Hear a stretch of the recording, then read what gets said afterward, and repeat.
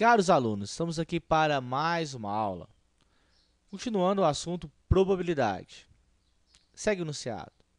As portas de um hotel são identificadas com os números pares de três logaritmos, formados pelos números 2, 3, 7, 6 e 9. Ou seja, ele pergunta aí depois, quantos apartamentos há nesse hotel?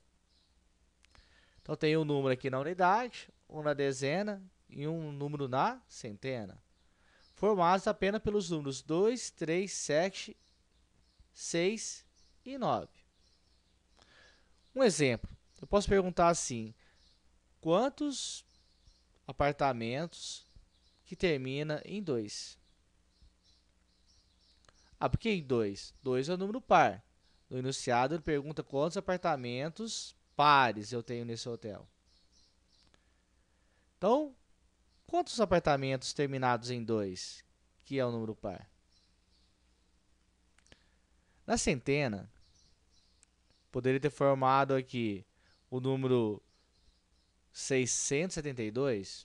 Então, um apartamento cujo número é o número 672. Termina em 2 e é par.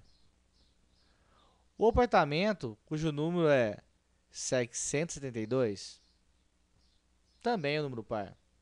Note que o 7 repetiu duas vezes, na centena e na dezena, porque ele não falou no enunciado que os números têm que ser o quê? Distintos. Ou o apartamento cujo número é o quê? 222. Então, vamos lá. Eu vou fixar o número 2 na casa das unidades, porque eu quero descobrir quantos apartamentos termina em 2.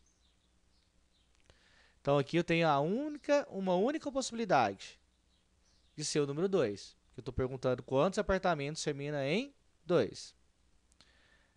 Na centena, poderia ter saído o número 2, o 3, o 7, o 6 ou o 9, que não são números distintos.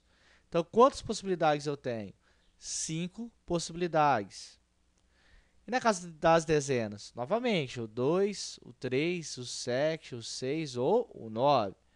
Novamente, então, 5 possibilidades. Para descobrir, então, quantos apartamentos terminados em 2, basta multiplicar o número de possibilidades de cada casa.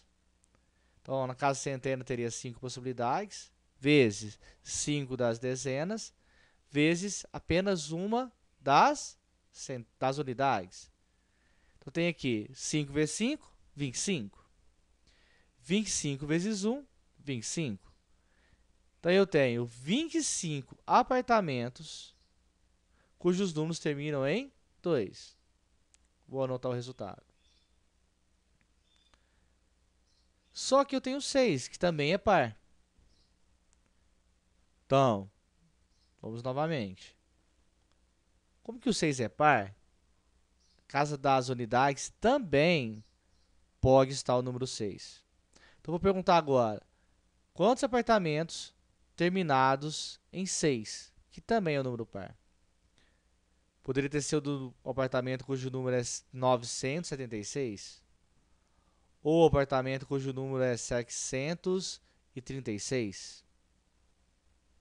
Todos terminam em 6 e são pares. Então, lá, se termina em 6, na casa das unidades só pode aparecer o número 6. Então, tem apenas uma única opção. Nas centenas, novamente, poderia ter sido o 2, o 3, o 7, o 6 ou o 9. Então, tenho 5 possibilidades. A mesma coisa acontece com as dezenas, qualquer uma das 5 opções. Então, tem 5 opções das centenas, vezes 5 das dezenas, e apenas uma opção da unidade. Então, está lá, 5 vezes 5, 25. 25 vezes 1, 25. Então, eu tenho 25 apartamentos terminados em 6. Então, eu tenho agora 25 apartamentos terminados com o número 2 e 25 apartamentos terminados com o número 6. terminados em 3, em 7 ou em 9 não são pares. Então, não faz parte da nossa contagem. Então, contando os apartamentos terminados em 2 e terminado em 6, eu vou ter um total de 50 apartamentos terminados com números pares. Então, está aqui. 50 apartamentos terminados que são números pares. Uma outra possibilidade de resolver esse exercício seria da seguinte forma.